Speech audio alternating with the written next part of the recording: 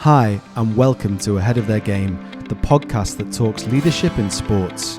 I'm Graham Ginelli. Our guest today is Italian former pro basketball player Andrea Sunshine Pecile, head development coach and assistant coach at the club CB Granada in Spain. He's going to share with us how he fell in love with the game, the importance of having a mentor, his role now of inspiring a new generation of youngsters. Thanks so much for joining us, Andrea. And be sure to listen all the way through for your chance to win a signed shirt. More details at the end. Let's get to it. So first of all, thanks so much for coming in. We really appreciate it. You're welcome. And I just wanted to get to know you a little bit better and find out, when did you start playing basketball? What was your first memory? Oh, well, it was long time ago. I have no brothers and sisters, and I was very lucky to try all the sports since the childhood. And I remember that I started basketball around, 5-6 year old, when it was it wasn't basketball, it was games with the ball. So you were going after school and we were just playing there. And one of my first memories was this teacher, because it wasn't like a coach, it was a teacher, that he gave us like a hint that was when we stopped the dribbling to protect the ball with the other hand, and we were making lines and dribbling all around, and he was saying stop, and I was the only one who was protecting the ball, that actually was listening. And he said, "Hey, look, everybody, Andrea is the one who's listening." And I got that sense of that it was something very natural to me. And then I just kept playing. I'm from Trieste. Trieste is a town close to the border with Slovenia on the northeast of Italy. And of course, the whole winter,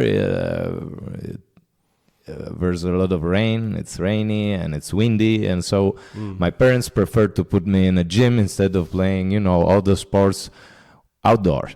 And then I just started in a church of Don Bosco, Salesianos, but it's, I think, even here in Spain, it's very often I can see this kind of church. And I met so many friends that I just kept, I was locked in basketball, and I had so much fun playing, and it came natural to me. And so all the other sports that I was playing in the summertime, or I was swimming, I was playing tennis, I was playing volleyball with the school, or in winter I was going skiing and snowboarding. But actually the really sport that I really loved was basketball. So in any place I was turning into basketball, I was playing tennis and I was trying, to put the ball inside of something, not close to the line or in the court. Or I was playing volley and I was trying to score a basket while passing the ball in volleyball. So it was just basketball. Wow. And when you started to play, what was that like when you first started to play, the feeling of being on the court for the first time? Actually, the let's say the youth years, so since I was 17, they just fly. Because we had a very good team. It was, when in the youth teams, it's not just the organization, it's just the coaches. It's even how your friends grow and how you can share the love of the game. Because when you are 10, 11, 12, nobody is that great and that good that can practice 6 times a week and go crazy for basketball. It's a game. So I was lucky to share this passion and this love with other kids that were really good, and so we had a lot of fun, and we were one of the top teams in Italy, but coming from a church from Trieste, so it was without any pressure and without stress. And let's say that I haven't felt the pressure since I started turning professional. When was that? When did I was 17-year-old when I turned pro. And I moved from Trieste to Gorizia, that is 40 kilometers, so it's very, very close. But the team was, of course, a senior team, was playing second division, and actually we won the second division to move to first division. So I was in one of the best team that played in the league, and actually that's where I learned how to win in profession. So that I was very lucky, because my very first part of the professionalism year, I got, that experience. So I actually was there without any pressure, because the pressure was all on the seniors. So I was one of the young kids that was helping that process. Mm-hmm. And then the year after, the owner sold the team and just gave it to the major and said, okay, I'm done with it. I leave the team in first division. Now you guys go ahead. I'll be just a sponsor. And after 1 year, the city couldn't afford the team anymore. Right. So I played that year as the starting point guard at 18-year-old, because there was the combination of these two things. So let's say money problems, and the coach that changed my career in the pro, because this guy, it was just a half between another father, another uncle, another grandfather, I don't know. It was this figure that really loved me and said, this guy has fire in his eyes. I trust him. I don't want any other else than him starting. How important is that for a young player to have that kind of family feeling in a team? It's such a good thing for your, for the belief that you can have in yourself. Because for sure I'm, let's say that it's all my career, I shared a lot of moments with a lot of people, and I moved. I lived in the north of Italy, in the center, in the south. I went to the Sicily. I went to Spain, and I played all around. And I had no problems at all in, changing lives, changing habits, changing food, changing language.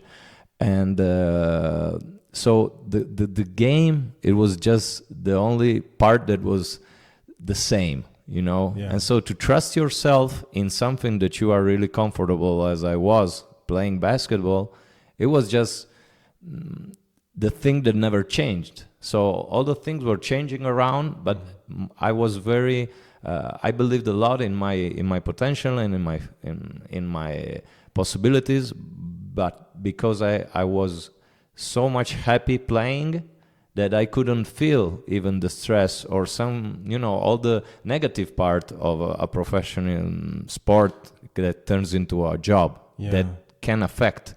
When did you get to Spain then? What happened with you coming here? When I turned 23, so this guy put me, I would say, on the map, because nobody 18-year-old was a starting point guard in 1998.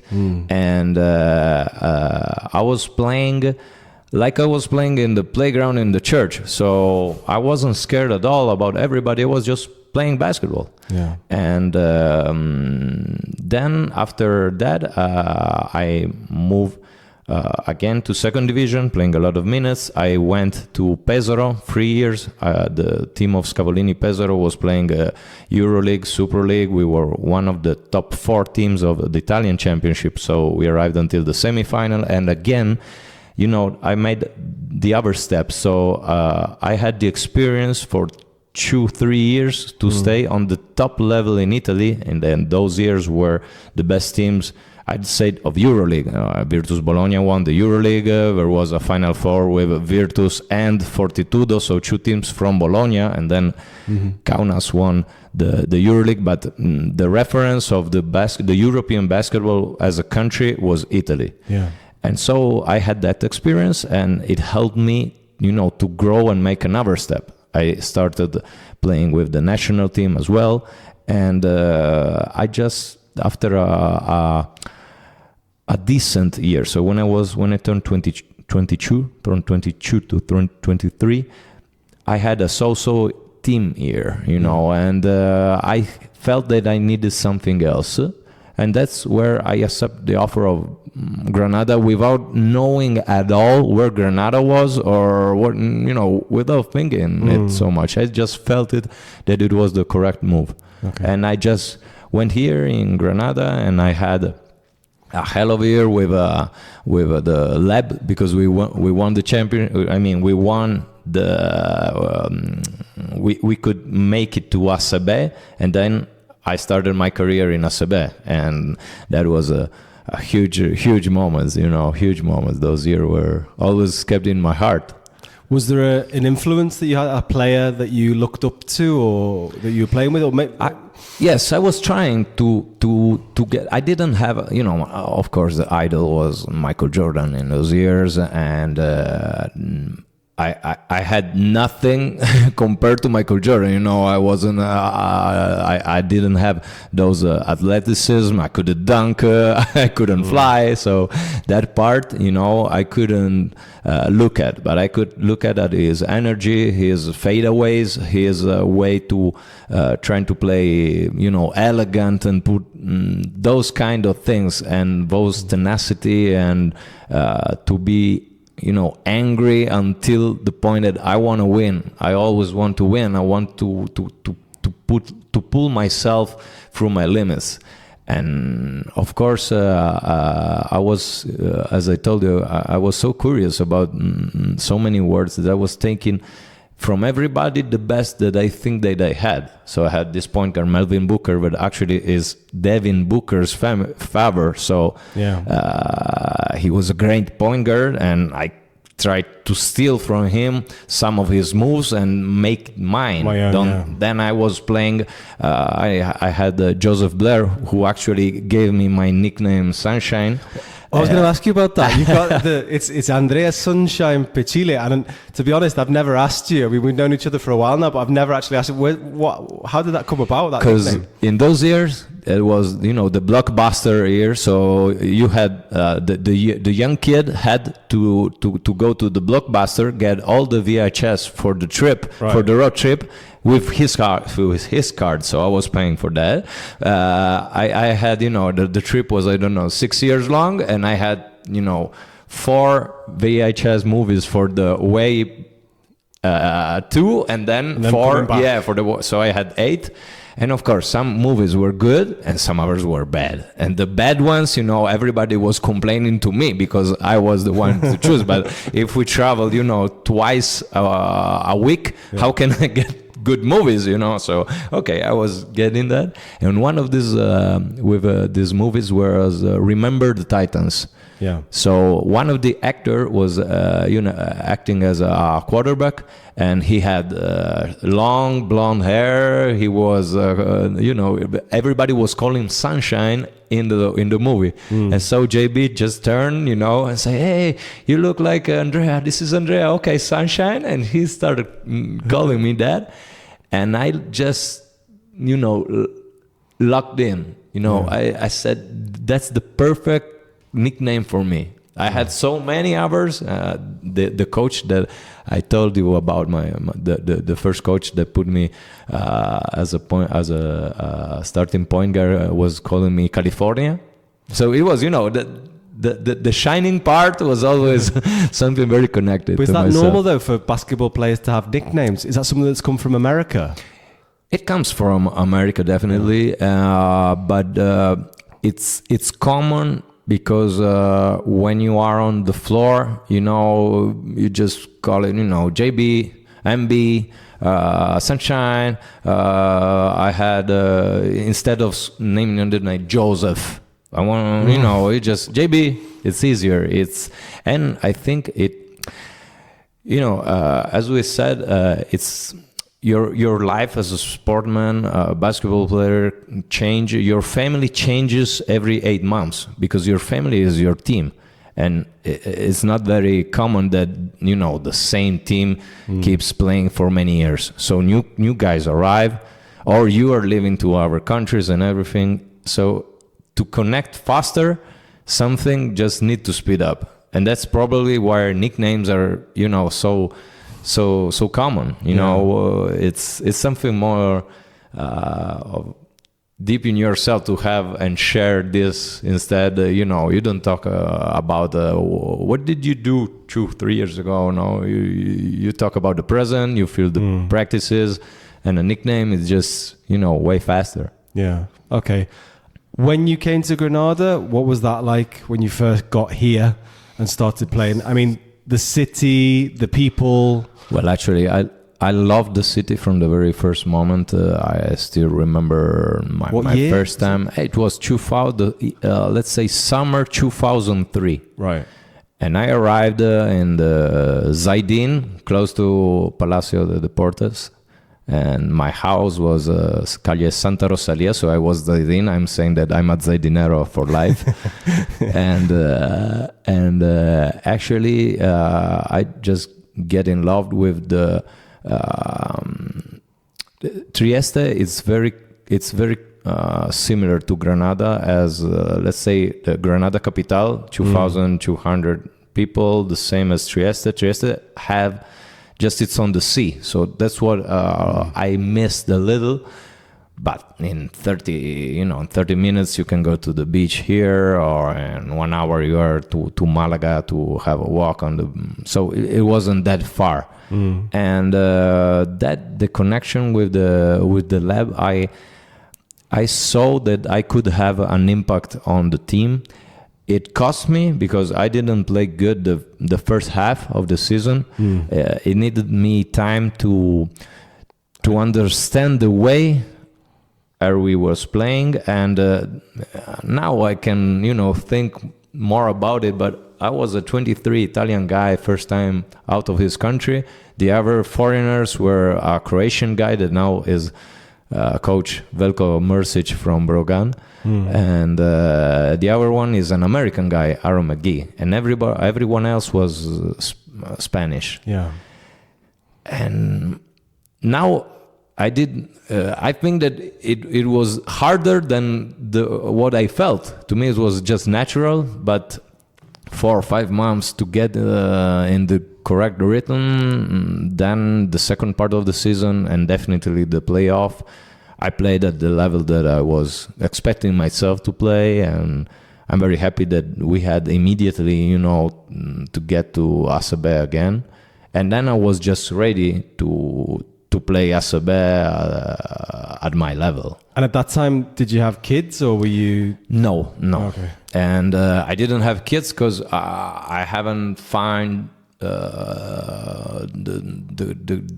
girl, Yeah. So that part arrived later. I think that this part it's common to have two total different ways to approach that. So when you're very young, you do everything together, because when you are, 20, 21, 22, and you start moving and you already have a relationship, and so you do the same thing but together as a couple. And so that's where kids can arrive at a younger age, or it's just life. So to me, arrived at the very last part of my career, and I got married 5 years ago, and we had and it was in Trieste. So I shared.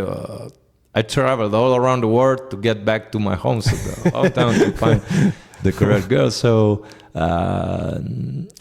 I think that these are usually the two. Okay. The two, about the relationship, the two things that you can find. What is the biggest challenge that you faced in your career?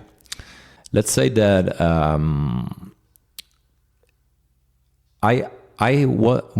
the very first, let's say the last game that I had, I wasn't expected that it was my last game. So when I retired from a day to another, and I had the opportunity to start working on the other side of the court in basketball. And so it took me a while to understand, and look back at all what I did, or could I have it done more or better, and that's how I started the coaching part. So how can I transmit? What would I say to myself when I was 23, when I was 30? How could I help this guy to improve maybe even his plays. I mean, how he was playing or approaching life, or some mistakes or some bad choices that I had. Yeah. And this is the fire that I have while I'm coaching. So I translate the part that I missed as a player to now being a coach. How can I help this part, that that's part? That's fascinating that you because a lot of players that do retire may struggle with adapting to maybe a different type of job or just life after, that intensity. But the fact that you can have that energy and push it into the youngsters, which is what you're doing now, right? With the yes. one-on-one training, or is it more small groups? No, it depends. I started for 2 years. I wasn't that close to the game, so let's say studied, or I just checked the part of the directory, let's say the merchandising, the organization, how can you just plan a whole season of the youth part of the team of Trieste. Then I got, let's say, the highest license as a coach in Italy, so I am a national coach. And then with that license, I could be on charge of the youth program of Trieste. So for 2 years, I worked on that, and I was coaching the U18 team. Then COVID arrived, and so I got through that too. So to plan everything and to schedule and to just keep going step by step without losing all the work we've done. And after that, I moved to Granada, and I started as developing young players and be one of the coaches of the youth program. And from this season now, I'm part of the senior team, where I have let's say that Pablo gives us some let's say spot where we have to be. It's just on ourselves, and then we share something with all the coaching staff. And I'm part of the development of the player. I made a FIBA course about even mentoring. That is a part very important to me for the new generation. So to have this kind of relationship with a guy who already had your experience, or the experience that you are going to have in your career, and just share his own personal experience. Because when I'm mentoring some young kids, I'm not saying what they should do. I'm saying what I did, and then you have to take the decision by yourself, and I can help you, just giving you the story that I had, or teammates as me had. But everybody is about their own choices. So it's not the advice is just, to me, are just words. You have to, for every choice that you make, you really have to be involved too. You don't have just to do it because someone else say that you have to do that decision, or to take that team, or that agent, or do that workout. If you don't feel it and you don't trust in yourself and in your decision that you take for yourself, then to me it's not gonna work. How is it different for this new young generation? Is it social media? What challenges do you think? Wow, this is a very hard. It's hard to answer. To me, the word is so there are so many things that now you can get with so like small time, in instant. Yeah. So I remember that when I told you, no, Michael Jordan was my hero, but I was studying, I don't know, my romantic hero was Pistol Pete Maravich. He was playing as, he created all the movements that then Magic got, Isaiah Thomas got, all the fancy passes, the fancy dribbling and everything, And I didn't have YouTube. I didn't have those.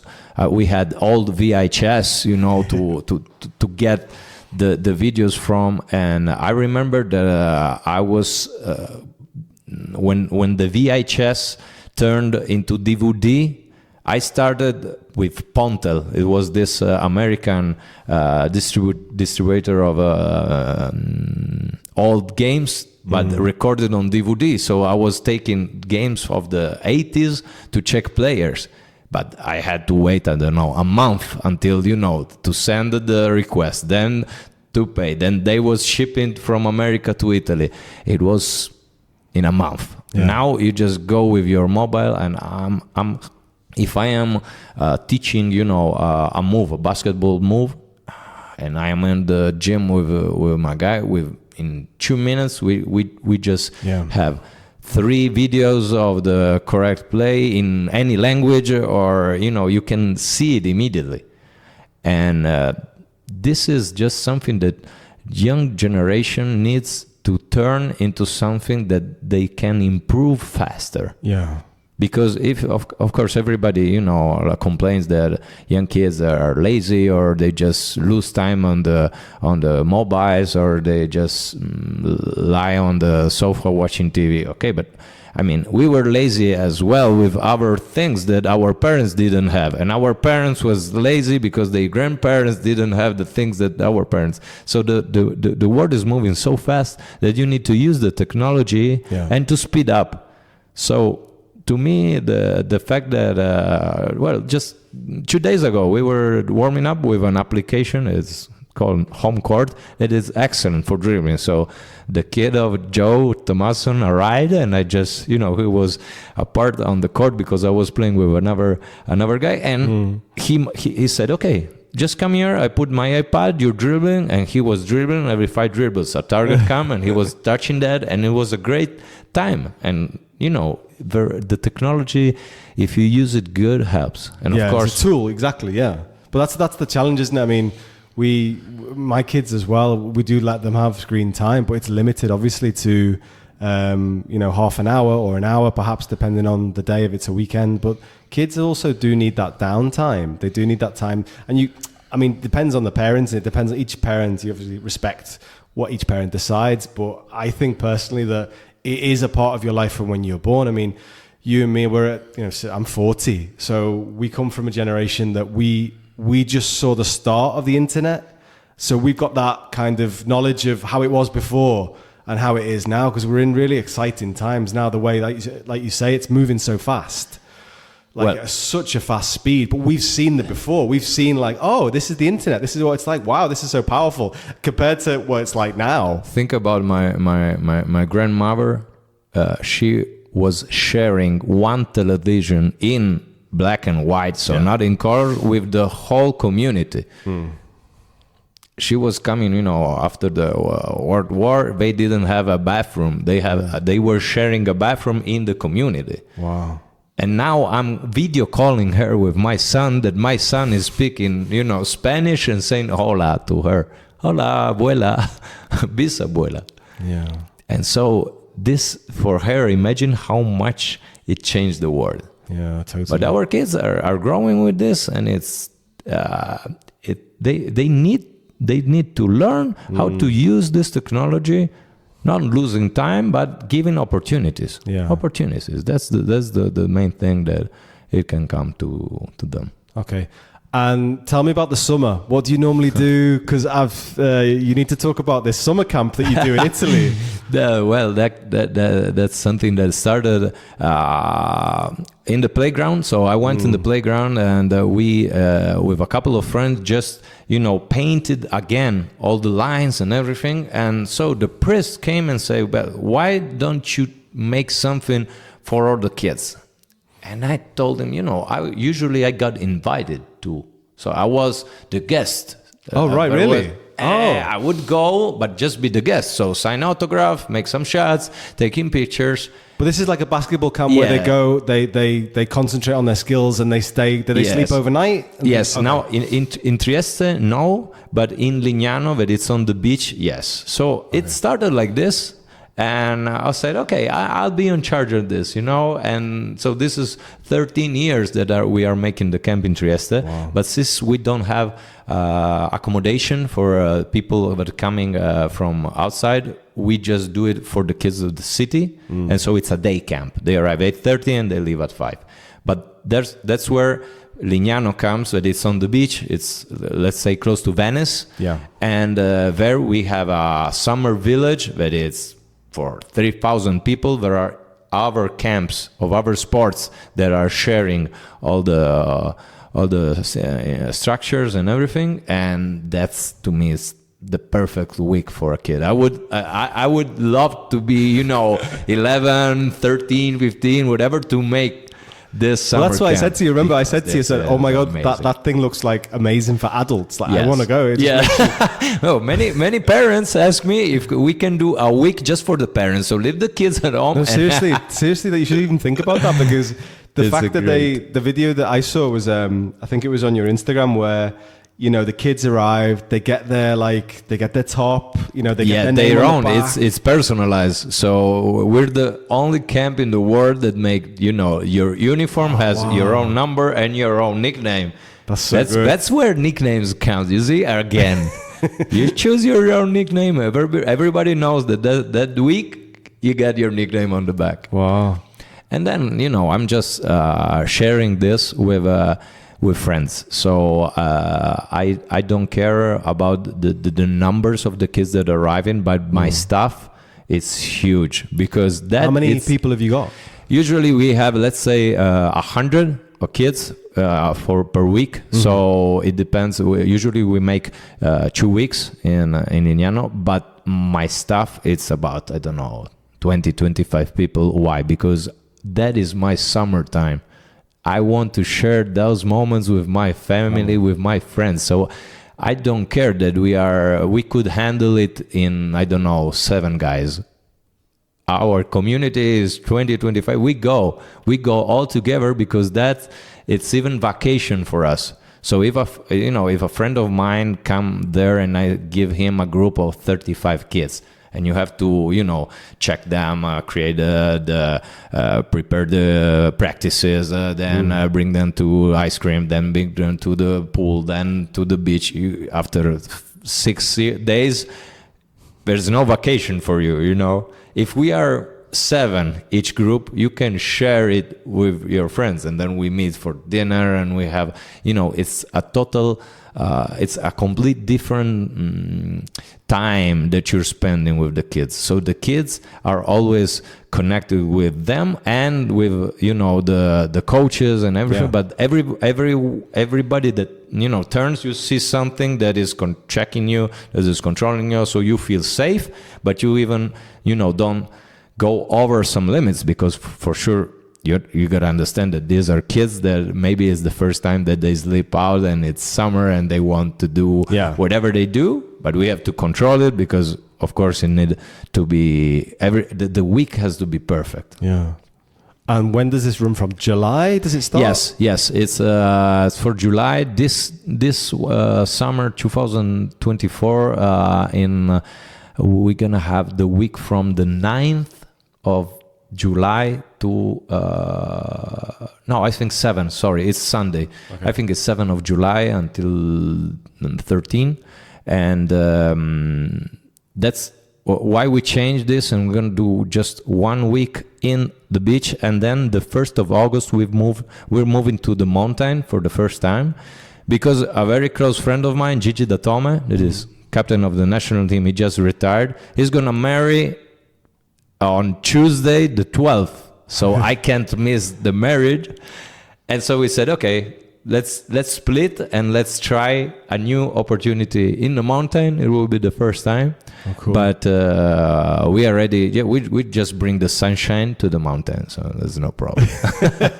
And your kids participate in this now? Or? Yes. Yeah.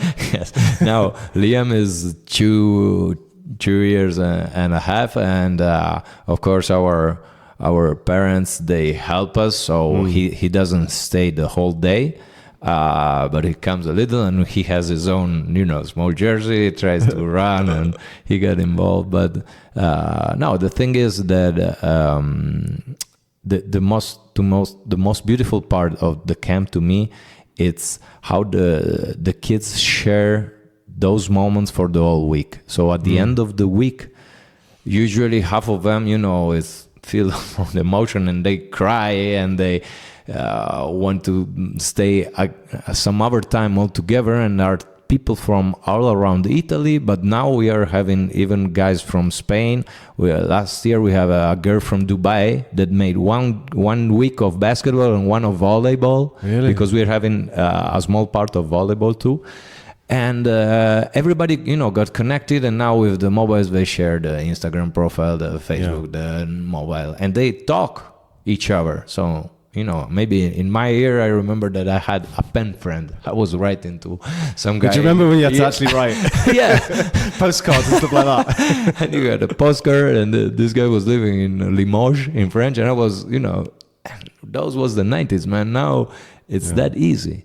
And the thing that they can share from different ages, because we have kids from 9-year-old till 17. Yeah. Of course, it's a world between them.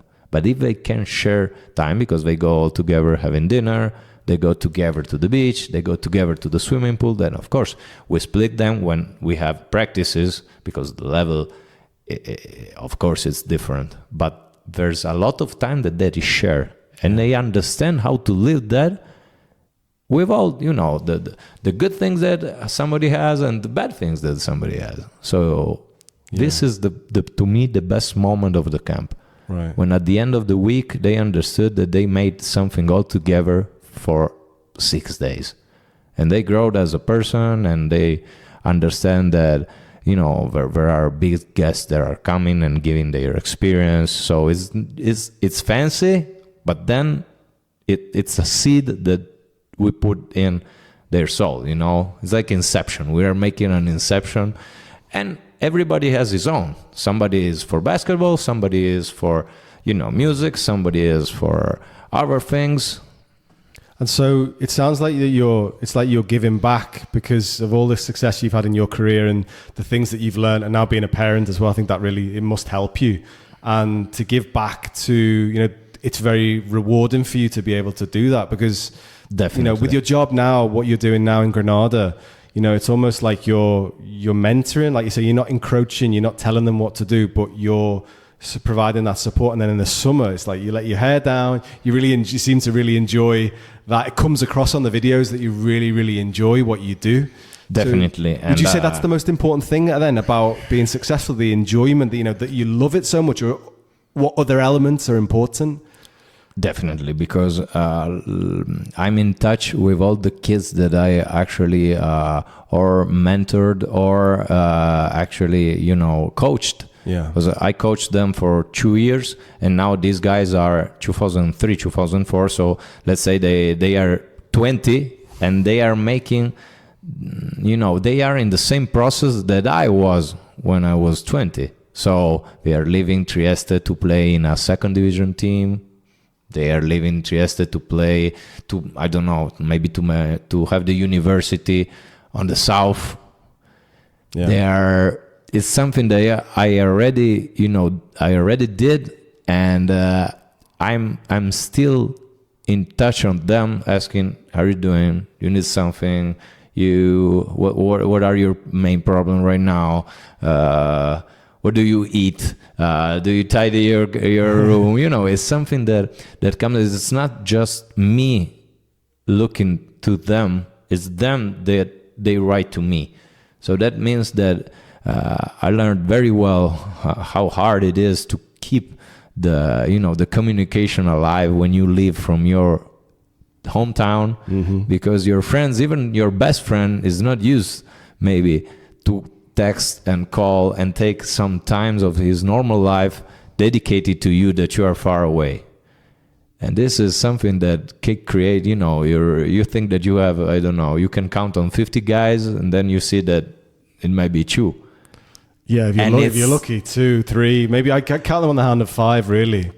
you're lucky if you've got 5 of those. But because you're 40, when you are 20, When you're 20, yeah. everybody has less time even for you, because they, the life is for this. It's just a boost. It's so life just goes so fast. Yeah.